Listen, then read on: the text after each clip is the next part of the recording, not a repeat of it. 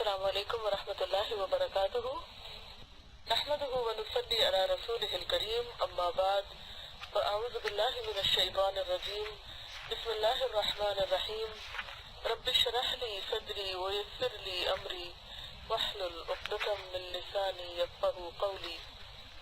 ہمارا آج کا موضوع ہے زکوٰۃ۔ زکوٰۃ کا لفظی مطلب پاک کرنا، صاف کرنا اور کسی چیز کو بڑھانا ہے۔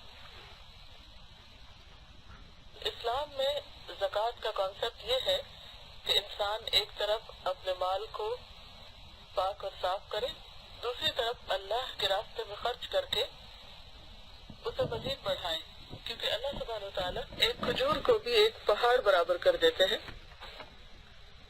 یہ لکھتے ہیں کہ زکوٰۃ سے مراد وہ متعین رقم ہے، متعین سے مراد فکسڈ، جو ایک مال والا آدمی یعنی مالدار آدمی اپنے مال میں سے سال کے آخر میں نکالتا ہے، اور یہ سال ہجری سال ہوتا ہے۔ اس طرح وہ اپنے کمائے ہوئے مال کو پاک کرتا ہے، کیونکہ جب انسان کمائی کرتا ہے تو کوئی بھی کام کرے، خواہ تجارت ہو یا کوئی جاب کرتا ہے یا کوئی اور محنت کرتا ہے، تو کہیں نہ کہیں اس سے کچھ نہ کچھ کوتاہی ہو جاتی، کہیں بھول چوک کا احتمال ہوتا ہے، کہیں کسی پر زیادتی ہو جاتی ہے۔ تو وہ مال جو انسان کے پاس بطور نفع جمع ہو جاتا ہے، ایک جزئی حصہ کو، جزئی یعنی اس کا ایک حصہ خدا کی راہ میں دے کر بقیہ حصے کو وہ اپنے لیے جائز طور پر قابل استعمال بنا لیتا ہے۔ گویا وہ مال کچال ہوتی ہے جو نکال دی جاتی ہے، اور اس طرح باقی مال صاف ہو جاتا ہے، پاک ہو جاتا ہے۔ اپنی کمائی میں سے زکوٰۃ کی رقم نکالنا اس بات کا عملی اعتراف ہے کہ اصل دینے والا خدا ہے، کیونکہ زکوٰۃ اللہ کے حکم کے مطابق دی جاتی ہے اور اللہ ہی کے بتائے ہوئے راستے پر دی جاتی ہے۔ تو جب انسان اپنے مال میں سے کسی کو اللہ کے حکم کے مطابق دیتا ہے، اللہ کے بتائے ہوئے طریقے کے مطابق دیتا ہے، تو گویا وہ اللہ تعالیٰ کا شکر ادا کر رہا ہوتا ہے۔ جب دینے والا خدا ہے تو بندے کو چاہیے کہ اس کے دیے ہوئے میں سے خدا کی راہ میں خرچ کرے، یعنی اسی کے پسند کے مطابق اور اسی کے بتائے ہوئے طریقے کے مطابق خرچ کرے۔ زکوٰۃ کا قانون یہ ہے کہ مال والوں سے لے کر اس کو بے مال والوں میں دینا، یعنی جن کے پاس مال نہیں انہیں دینا۔ یہ دولت کی گردش میں پیدا ہونے والی نابرابری کو دوبارہ برابر کرنے کا ایک طریقہ ہے۔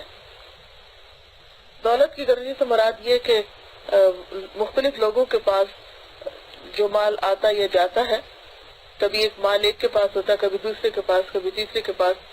علی جو مال کا لفظ ہے یہ بھی عربی میں مالا یمیل سے ہے، جس کا معنی ہوتا ہے ڈھل جانا، مائل ہونا، کسی کی طرف جھکنا۔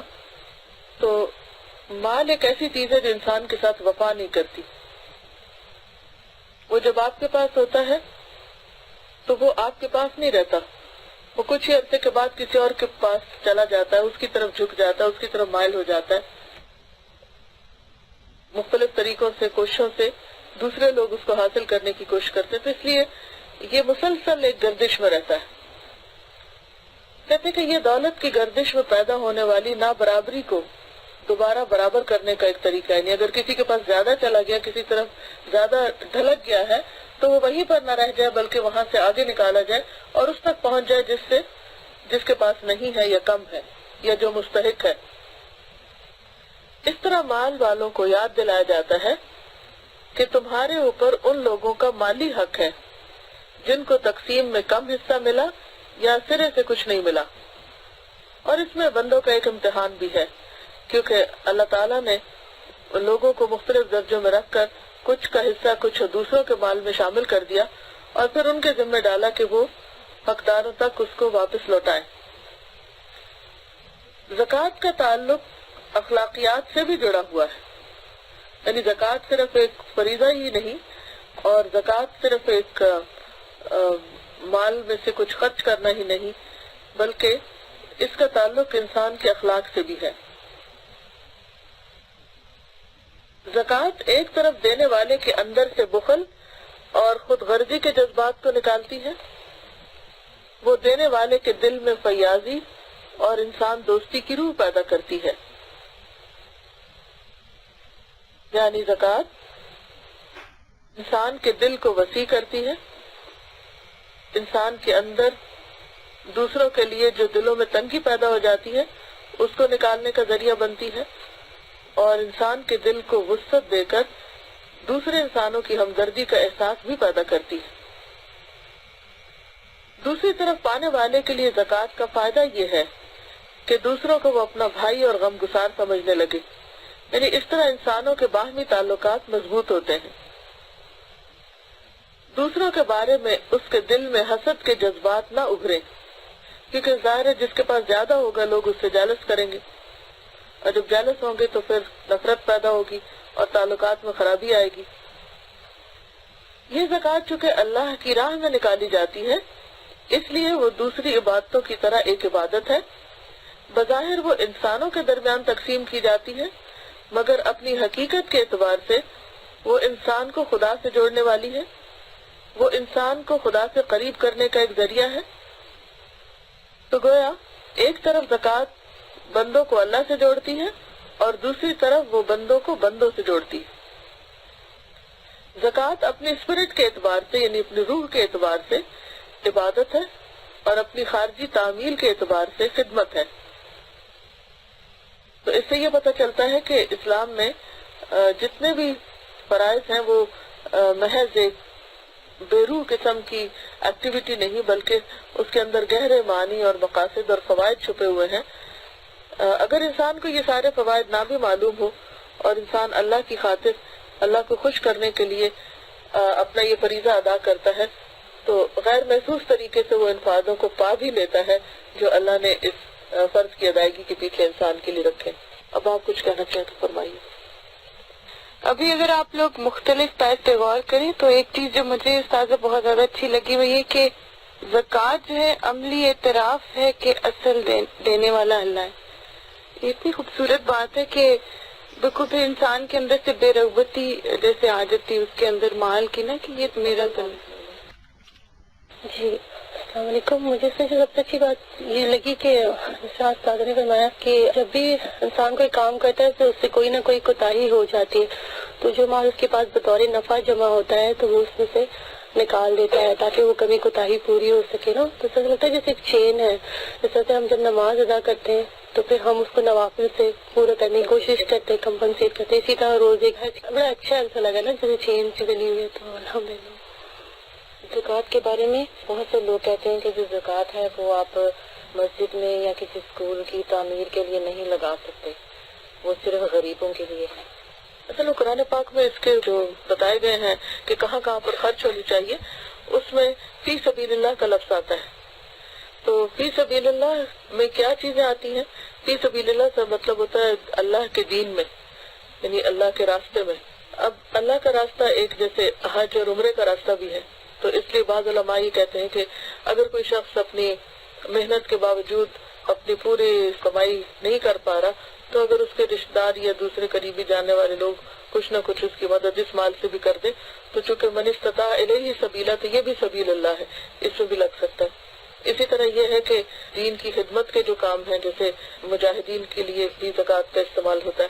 پھر اسی طرح جو دین کی تعلیم کو عام کرنے کے سلسلے ان کاموں میں بھی جیسے کوئی لائبریری بنانا ہے یا پھر کوئی اسکول بنانا ہے یعنی دین کی تعلیم کے لیے تو اس میں بھی استعمال ہو سکتا ہے۔ مسجد سے عام طور پر اس لیے منع کیا جاتا ہے کہ کیونکہ یہ ایک طرح سے مال کی میل کچال بھی ہوتی ہے نا، تو مسجد تو ایک ایسی جگہ ہے کہ جو اللہ کی عبادت کے لیے ہے، تو اس میں وہ اللہ کا گھر ہے، تو اللہ کا گھر ہم اپنی میل کے چال سے تو نہیں بنائیں گے، تو اس لیے بہتر ہے کہ وہ اپنے بہترین مال میں سے انسان نکال کر دے۔ یہ بات مجھے اچھی لگی کہ آپ نے جیسے بتایا کہ زکوٰۃ کا تعلق اخلاقیات سے بھی ہے اور انسان کے دلوں سے بغض بھی نکالتی ہے۔ مجھے ایسا لگتا ہے جیسے جو زکوٰۃ دیتے ہیں ان کا تعلق میرا خیال ہے مضبوط ہو جاتا ہے جن کو دے رہے، اور میرا خیال ہے زکوٰۃ دینے والوں کے دلوں میں پھر یہ بھی نہیں رہتا کہ ہم زکوٰۃ دے رہے ہیں. مجھے یہ بات اچھی لگی کہ جو زکوٰۃ پانے والے ہیں ان کا فائدہ ہے کہ وہ اپنے بھائی کا غم گسار سمجھنے لگے نا، اور دوسروں کے بارے میں اس کے دل میں حسد کے جذبات نہ ہو میرے ابھرے، بلکہ اس کے بجائے اس کے دل میں دوسروں کے لیے محبت کے جذبات پیدا ہوتے ہیں. خوبصورت انسانی معاشرہ پیدا ہوتا ہے. مال ایک سوسائٹی میں ایسی ہی حیثیت رکھتا ہے جیسے خون جسم کے اندر.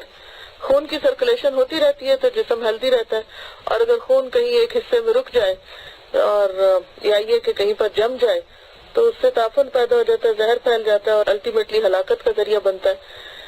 اب دیکھیں کہ یہ جو سلسلہ ہے چیزوں کو پاک کرنے کا یا فلٹر کرنے کا، یہ اللہ تعالیٰ نے پوری کائنات کے اندر رکھا ہے. مثلا آپ دیکھیں کہ سمندر کا پانی ہے، جب بارشیں ہوتی ہیں اور پانی جو فالتو ہوتا ہے زمین کی ضرورت سے تو آخر کار سمندر میں جا گرتا ہے. اب اگر سمندر اپنا پانی سورج کی دھوپ کی وجہ سے بھاپ بنا کے نہ اڑائے اور دوبارہ وہ بادل نہ بنے تو آپ دیکھیں گے کہ وہ تو ہر جگہ فلڈز آ جائیں اور اس سے بہت تباہی پھیلے اور زمین پر زندگی ممکن نہ رہے. تو وہاں پر بھی ہمیں یہ صورت نظر آتی ہے. پھر اسی طرح آپ دیکھیں کہ جو خوراک ہم کھاتے ہیں تو خوراک کا جو بہترین حصہ ہوتا ہے، جو طاقت دینے والا ہوتا ہے، وہ ہمارے جسم کو لگ جاتا ہے، اور جو اس کا میل کچیل ہوتا ہے، یہ جو ویسٹ ہوتا ہے وہ باہر آ جاتا ہے. تو اسی طرح باقی چیزوں میں آپ اسی اصول کو دیکھ لیجئے.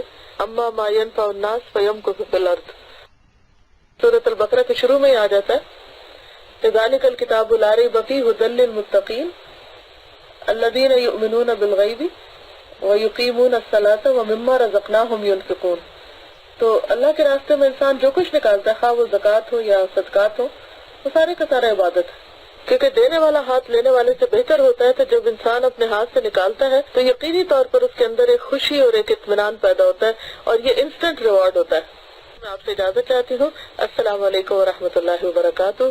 سبحانک اللہم وبحمدک، نشہد ان لا الہ الا انت، نستغفرک ونتوب الیک. السلام علیکم ورحمۃ اللہ وبرکاتہ.